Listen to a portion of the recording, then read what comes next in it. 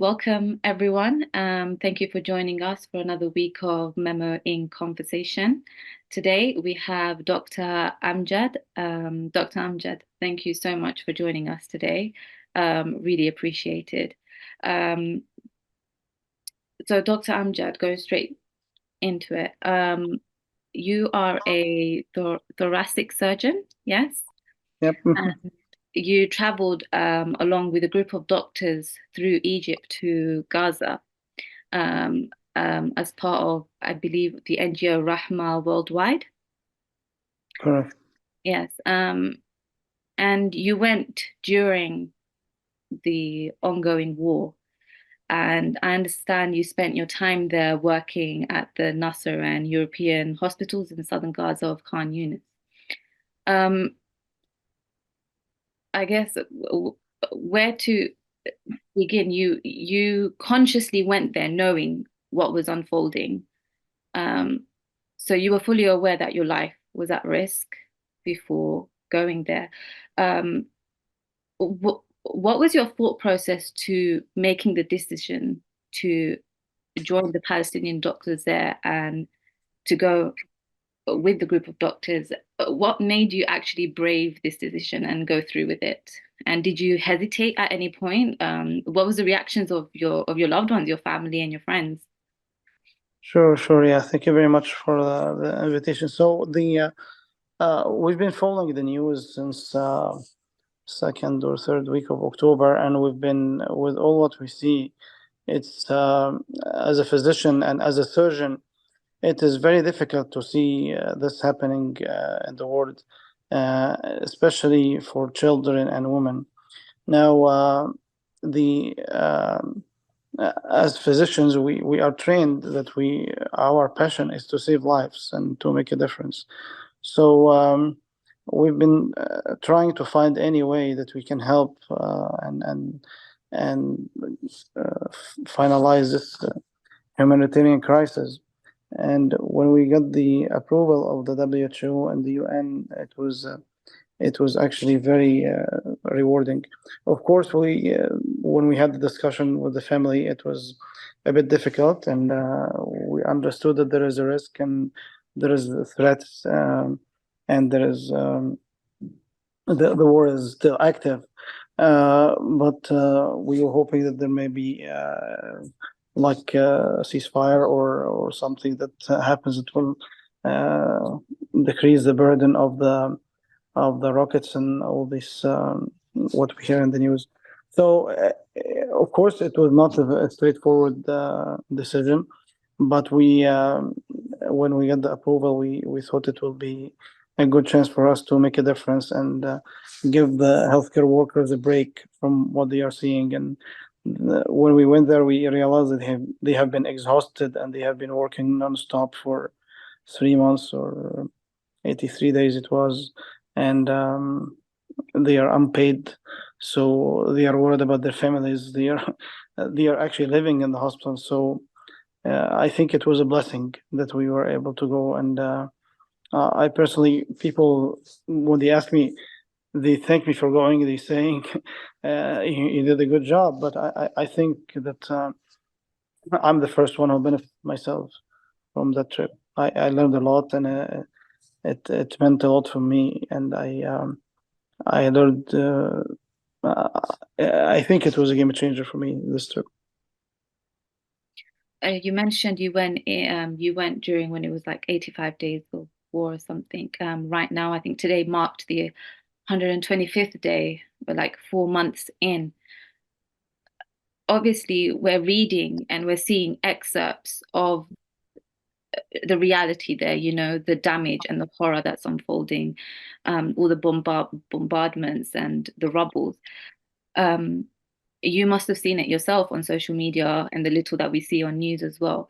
But was it to this, was the damage and the horror there to the scale that you anticipated, or was it was it worse than you could ever possibly imagine? What was your initial reaction, I guess, once you stepped in and once you met the Palestinians? Yeah, I would say that whatever comes in the news and whatever you see in social media is 10 to 20% of reality. It's the reality is much worse. And I've seen things that I couldn't even imagine. I took some pictures and I actually, some of them I deleted because people will not even imagine that this is can really happen in the 21st century and between human beings. And so as soon as you walk out of the border, you see people in tents and with no food. As soon as there is a car that crosses a truck that has some water or food, the kids run to it and the people run to grab a bottle of water or grab something they can eat. It's And as far as the medicine part, it's uh, the injuries that I've seen are not even described in textbooks. It's stuff that, as a physician and surgeon, you've never seen this before. It's very complex injuries. It's not a single part of the body. It's multiple parts of the body. You need a chest surgeon, a brain surgeon, an orthopedic surgeon, and bone surgeon, and general surgeon, and you need a plastic surgeon for only one injury because it's taking too many different parts, and you get puzzled that you cannot even sometimes help because you make unfortunately a brave decision that we have to take the limb out, or we have to take the arm out, or we have to cut this piece, and because we have nowhere to repair it or nowhere to reconstruct it back. And the difficult moments where when you go in with mass casualties and you decide, you know what, we're only 2 3 surgeons here, we're gonna let these people die because we're not gonna be able to save them anyway, and let's concentrate on those who potentially may live from the injuries that they have. So I think, and people often ask me about the numbers. You know, the numbers, they were 20,000, now they are 27,000. All these numbers are only the numbers of people counted. There is hundreds and hundreds of people still under their belt. There is people actually. There is bodies on the roads with the. You see the foul smell coming out of them, and body fluids and worms. It's something that unimaginable. And there is people who died because they don't have access to medication, not related to the trauma or rockets or missiles or bullets. It's because they don't have access to insulin for diabetes. They don't have access to hypertension or these chronic diseases that require regular medications. There's no medication. So we were lucky that we were able to take with us some of the very basic medications for anesthesia, for the OR, for antibiotics, and people were looking at this as if we have gold with us. It's really really bad. So what I saw is way uh, worse than what I expected. Did you experience any of the shelling and the bombings around you? Like, did you see any direct hits for yourself? Because obviously we're aware that Israel is systematically targeting health structures and systems, including medical staff, whether it's harassing and detaining them or shooting them, the ambulances carrying, transporting the injured, as well as the patients. Did you witness any of that yourself? And how was it even working under all that? Because when even while watching the videos, we hear this constant buzzing. We hear the constant the airstrikes and the planes. How was that? Is there any way to even prepare for it, I guess? I wasn't personally prepared. It was also shocking for me. The buzzing is the drones that are 24/7 for whatever missions being done. But the bombing was very very close to the hospital. It was 100 meters, 50 meters from the hospital. You hear it constantly. It starts 5:30 p.m. Till 7:30 in the morning. and during the day there's tanks with bombs all around. I saw the director of the hospital. His brother is a physician who was killed when we were there. There was a bomb from one of the tanks that came to very close to the hospital, to Nasser Hospital, maybe 50 meters around, and he came from he went down to help the people, and an airstrike came immediately and killed him with all the people who were trying to save the injured. It's very difficult for us to convince an ambulance driver to go at 10 p.m. or 11 p.m. to pick up bodies or pick up the injured. Most of the mass casualties come in the morning after 9 or 10, when people get a chance to go and pick them up, because anything that moves after 5, 6 p.m. is a target. Anything moving is a target. So it was difficult, and you can hear it very close to the hospital, and it rocks the building and the windows, and we saw in Nasser, we saw one of the buildings where the wall, I think it was in news before I traveled, that a big hole where a rocket came into one of the hospital rooms. I think there was a 13-year-old girl in that room. She's from northern Gaza. All her family were killed and martyred, and she was always telling the nursing staff, "I wish that I was martyred with them." And she had the amputation of her legs. She was in hospital bed, and the rocket came from the wall of the hospital into her hospital bed, and it didn't fire, but it came directly into her head, and she died in the hospital bed in Nasser Hospital. It's actually frightening, and I have no idea how people are tolerating this. It was a very difficult decision for us to leave. You feel that you're betraying them, or it's I have no idea how people have been living through this for the last 4 months. I don't even know what to say, because I don't know. There's nothing you can say that can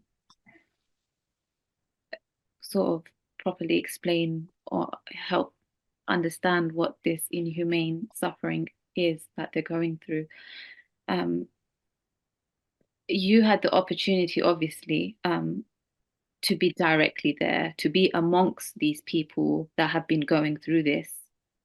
And, they've repeatedly gone through it, but obviously this time, this phase of war is at a drastic level that we didn't see coming. You got to interact with patients, children, adults, parents. I even read that you and the group of doctors spent time playing with the children. What would the conversations typically be with the children? What even if you not even during your talking with them, but what would you hear the chattering around you? How do they keep themselves going, the children, before we talk about the parents and the adults, because obviously there's going to be a big difference between the nature of their talks and their conversations, concerns, stress, pain.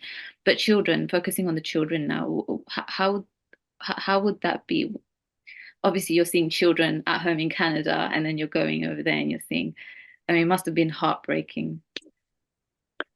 So you're right. I actually I learned a lot from these children. I learned from 11 years old and 8 years old, and I learned from a 4 years old who I was. He is from northern Gaza. He had his lung destroyed from a missile. And, I was talking to the mother, and she told him, "Dr. Amgad will be doing surgery for you tomorrow," and she's. So he looked at me, and he does to me like this. He gave me both his thumbs up, and as if he's reassuring me that everything will be okay. So these are not normal children. You know, These people, there is something in their genes. I don't know what it is. It's the upgrade, the way they were raised, all the challenges around them. The 8 and 11 years old, as if you're talking to 25, 30 years old. They have so much uh, ambition. They have resilience. They know they are right. They are determined that they are protecting their lands, and they are taking care of a 15, 16 years old there is taking care of the whole family. He is responsible. He's a big man. And I remember seeing one of the guys who was we didn't have internet, we didn't have Wi-Fi, and he was playing with the phone, and he had this like connected to the Wi-Fi all of a sudden, and the WhatsApp worked, and we started to contact our families. And I'm like, where did you study? How did you learn this? And he told me, Dr. I'm gonna make Amazon or TikTok. This is his ambition. This is the amount of the way he thinks of himself. It's and the other guy, he's like, I'm gonna be a very famous journalist one day. And the other guy has said, I'm gonna be a very big surgeon. I'm gonna be a very famous surgeon. So these are the and immediately in Rafah, where all these things around and rockets are coming and airstrikes, they are playing soccer till 5 p.m. They are playing, enjoying their day after they go pick up they get for the flour to for their mothers to make the bread and get food or get water, staying in lines, and then they enjoy the it's really inspiring to deal with these people. And regardless of the children, I met one of my colleagues from UK. She's got a very prestigious position in Oxford, at Oxford University, and she told me, I've been going to Gaza every year for the last 15 years. I said, well, this is Christmas, this is New Year. You don't have any, this is your vacation time for everybody. And she said, I said, is it the food? Is it the weather? Is it the culture? What is this specific? And even her specialty is not like a war specialty. She's an OBGYN doctor. So she told me, Dr. Sharif, it's the people. When you see these people, you realize these people are different. And this is what I learned, and I agree with her. So the children are, of course, they are hurt from what's happening, but they think that they have a mission, and everything will be over. And if one of them told me, we either gonna live in dignity or we die. We don't have a third option. And when you talk to them, you feel that they are like grown-ups. Um, One of the news reporters from the US, she was interviewing an 8-year-old girl who was actually she was living in Ireland, and she speaks fluent English. And the reporter asked her, "Aren't you afraid?" She told her, "I'm a little bit afraid. There is strikes, there is bombing all the time, but this is our land, and we have to defend our land." So the reporter told her, "Why didn't you leave? Just leave. Come back when this is over." And the girl goes, "Leave and go where?" In 1948, they told us to leave. We took the keys to our houses. We thought we're coming back next morning, and it's been 75 years. So they reported. So this is how they think of their country and their land. So much wisdom and courage in their little bodies. Was it your first time visiting Gaza? Yeah. Yeah. Oh, okay. Where are you originally from? I'm Egyptian originally. Oh, okay. Do you visit Egypt often? Sure, yeah. Yeah. Every couple of years, yeah. So what would you say is the significant difference between your interaction with the children and then the adults and the parents, the Palestinian adults and parents around you? Of course, the adults and parents they feel the responsibility, and but most of them are also, they have been through this many times. This time is different, but they still have the resilience. So, for example, that physician who I told you about, he's the brother of one of the director of the hospital. So when his brother was martyred, we saw him next morning. He's working in the hospital, going back and forth, and every and people are meeting him to give him condolences. My friend David he said, he looked at me, said, Amgad, this guy doesn't look that he lost his brother yesterday. He's working till 11 o'clock at night, 10 o'clock, 12 o'clock at night, and distributing smiles on everybody on the hallways, because the hospital is a big refugee camp. There's like maybe Mm. 22,000 people living in the hospital, other than the physicians. And when you do surgery, people don't go home. There's no home. They already fled from the northern part of Gaza, and they are all Rafah and Khan Yunis. Maybe the original population was 300,000 or 400,000. Now there is almost 1.5 million or 2 million, and they are all packed, and no water, no washrooms. And so, but he is completely fine. And people, when they give him condolences, guess what they say? They tell him, well, hopefully you were able to bury him, as if burying his brother is a blessing. Because That's as that's the privilege there right now, isn't it? yeah, it is a privilege. So, but again, I met too many professionals. Actually, they are professors. They fled with their families. They are living with neighbors, and living with friends. And the way it works, I don't know. I can send you this in a different text. There is warning every day that comes from the military as where to go and where not to go, and there is amber alerts that goes into the phone. Even my phone, I received this amber alert is, you're allowed to go through from this street, not that street. You are allowed to go in this block, not that block. So people, when they receive these messages, they already fled 2 or 3 times before their homes and so they don't know where to go after that. Like it's every like one bedroom apartment, there is 150 or 200 people living in it. And There's even reports that these safe zones that they alert the people of Gaza with, even there they suddenly strike with that's correct. That's correct. That's so some of the physicians told me that. Sure, yeah, that's correct. uh, when it was coming to when it was nearing to the days for you to prepare to leave Gaza and return safely home, what feelings were, what kind of emotions and feelings and thought process were you going through? Because you mentioned you didn't even actually want to leave, and you felt a sense of guilt as well, because obviously you had the privilege of choosing, a choice. Even having a choice as a human became something of precious, because you were surrounded by people who don't have a choice, who are going through everything, war crimes. At the end, they're going through war crimes, they're suffering war crimes.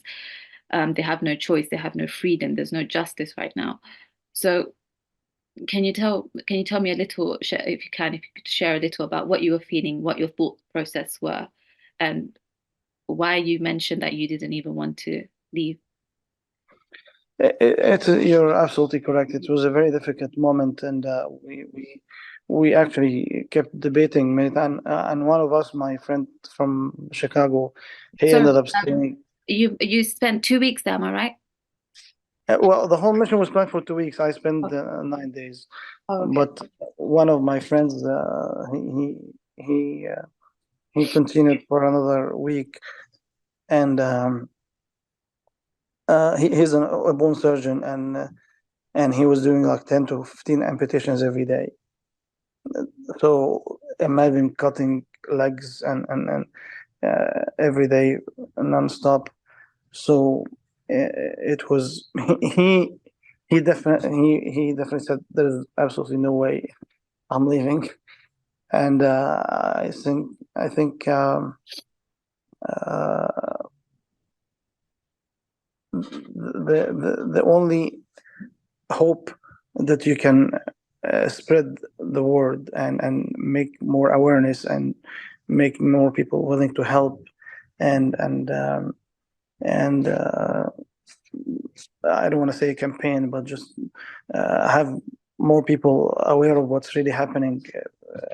If God blessed you and you were able to visit this blessed land, um, the good thing is we were able to arrange more visits and have because there is hundreds and thousands of people, of physicians and surgeons all over the world who wants to help and wants to volunteer, and there is very limited space. These people, despite all what they have been through, when they were telling us goodbye, they were apologetic and said, we didn't really welcome you well. I'm sorry you came during the wartime and you didn't have like good food for you. We didn't have able to treat you like a guest. The typical Arabic traditions and Islamic. Way of welcoming people. So they felt bad that they didn't do their enough welcoming for us. So I think having like rotations for more people to go and more people to be aware and visit and help and different subspecialties also. It's important because in my opinion, medically, I don't think they need only surgeons. They need everybody. They need nurses, they need social workers, they need um, anybody who can volunteer. They need teachers, they need, eventually they will need builders, they will need engineers, they will need so many other things, professions. Uh, I think this is the thing that can give you a little bit of reassurance when you feel that you're leaving. But of course, you have this sense of guilt for sure. I wanted to ask as well because you made a point to note that the hospitals are serving as refugee camps now, as well, just like the schools are as well. And as a result of that, inevitably it must be resulting in and causing a lot of illnesses to spread, viruses, and it must be rampant. Um, can you share some from from your medical point of view of the dangers that this brings and how it's making a situation just go from worse to even more worse? Sure, yeah. So of course, in the U.S. and Canada, or even any accredited hospital and healthcare system, you have the waste of the OR or the equipments and the needles and syringes and all the stuff has to have a certain way of recycling and the garbage. So I have pictures of garbage and waste of the hospital all over the place, tons and tons and tons. And this is, of course, a ticking bomb waiting to explode at some time because we've seen lots of communicable diseases starting with diarrhea and gastroenteritis and there's lots of infectious disease specialists who have gone already there and communicable disease specialists who are trying to put some plans for them to avoid this. But the the amount of the infrastructure is totally destroyed. Is totally destroyed. There is no trucks and there is no infrastructure to remove the dead bodies of the people on the floor or under the river, so and on the roads. So, like taking care of the garbage or taking care of the waste in the hospital. It's at the least of everyone's concerns, isn't it, at that Yeah, point? yeah. So, but of course it is, and with the weather also with the winter time now there and the rain Yeah. and the all their sheets and their beddings get wet and it's a very difficult situation and hopefully when this is over there will be plans in place to stop this from spreading. How did you stay there, Dr. Amgad? I realize I've been saying Amjad. Sorry, it's Amgad, yeah? You can say whatever you want. It's How, we stayed in how the hospital. how did you go? What was your daily routine the 9 days you were there when it came to eating wise, sleeping wise, working wise, even obviously you're not doing a normal 9 to 5 job. It's every minute of the day thing. How did you feel the exhaustion while you were there, or was it once you returned? Was it or was it even two different types of exhaustion that you felt? Because you must have been running on some adrenaline rush while you were there. You knew you had to be on top of your game. And obviously the work routine is very different to the lifestyle you're living, outside of Gaza. How did you adapt? Obviously you had no choice, but how did you eventually just go with it, go through it? To be honest with you, I was personally very, very looking forward to it. It's not an adrenaline rush. It's in general, as a surgeons, we don't work 9 to 5. No. There's some types of physicians who work 9 to 5, but surgeons don't do 9 to 5. But and subspecialties also in surgery, they work extra hours. But for that trip, I think, well, first it took us 2 days to get in because there's like 15 checkpoints, and it's not, this was not easy by itself. Like and it was kind of difficult because that there is approvals and things are arranged and authorized, pre-authorized. But so this is one of the things that was a bit tiring initially. But then once we were there and we crossed the border, you feel that you don't want to stop. You just don't want to stop. I can say that a few of us barely made like a few hours sleep every day, and it's actually difficult to sleep because you hear the rockets and the strikes all night through, and the the the the mass casualties that comes in. What's your first name again? Anjuman. Anjuman. The mass casualties that come as Anjuman is you have no way to think that you can even do something else. So the food, it's half a meal a day, or like you get some snacks here and there. But there is something in our culture and our religion called barakah, blessings. So 2 by 2 is not 4. 2 by 2 can be, or 2 plus 2 can be 6, can be 8, can be 10. So the amount of half an hour of sleep that you get, or 2 hours of sleep for a day. I remember my neurosurgeon colleagues from he was nonstop. He was nonstop. He's in the OR constantly, and you feel that you're making a difference. And Alhamdulillah, Allah subhanahu wa ta'ala gives you the power and gives you the energy way above the adrenaline surge. So uh, we stayed in the hospital, of course, but and the food, they make some food like local food for us that they make in the hospital with some bread, and uh, but it wasn't an issue, and we were not worried about it. Alhamdulillah. Okay. This question, I want to slowly end with this question is, what's the one thing that you maybe observed or witnessed or experienced that will that really stuck by you out of your whole experience, whether it's haunted you or inspired you or struck you, but what's the one thing that you find yourself remembering, constantly since your return back from Gaza? The resilience, the resilience, the resilience. These people, they know what they are doing.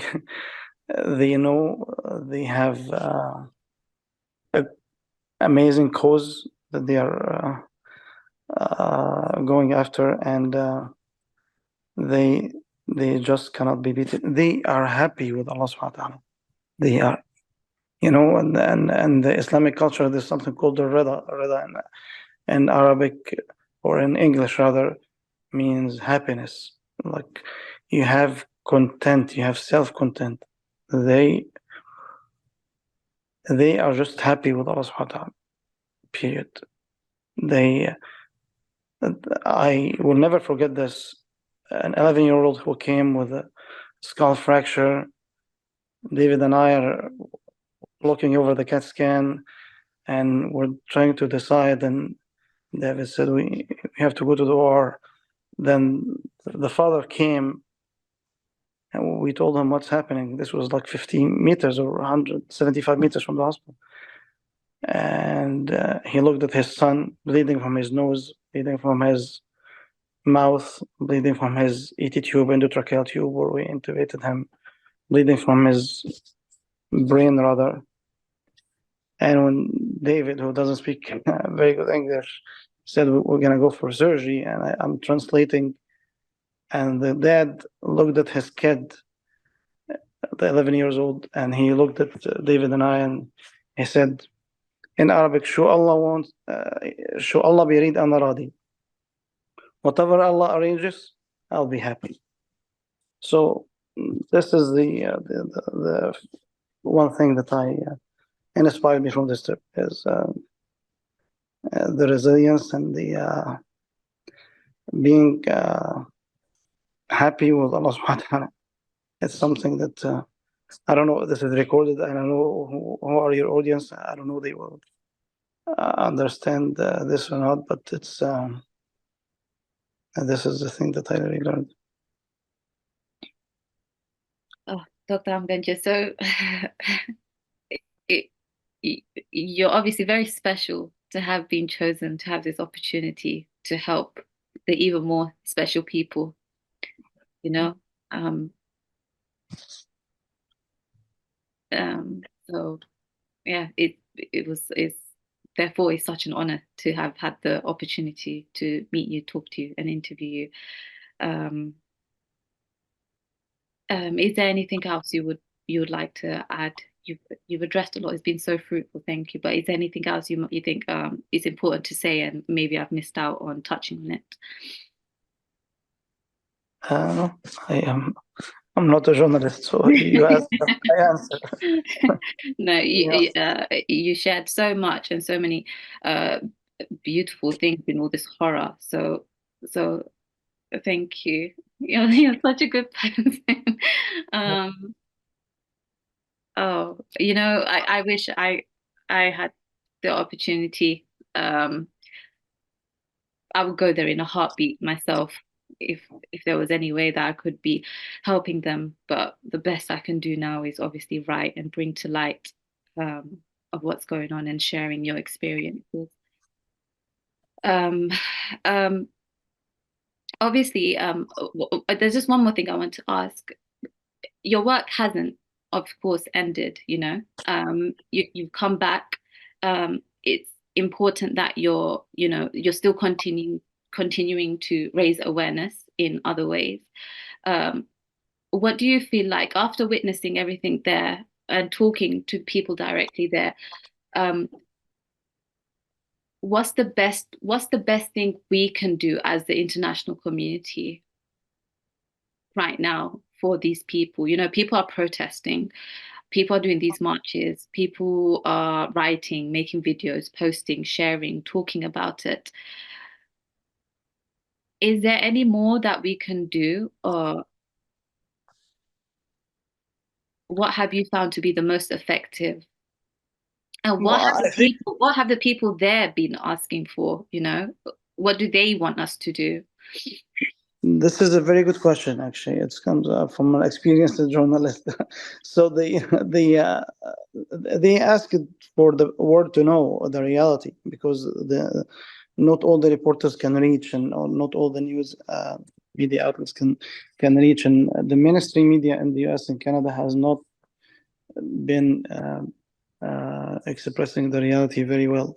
Now, as far as the help and the donations and stuff like that, I think there's I didn't mention on the road, all these trucks, and they're blocked, isn't it? Blocked, and one of the guys told me 5% only reaches.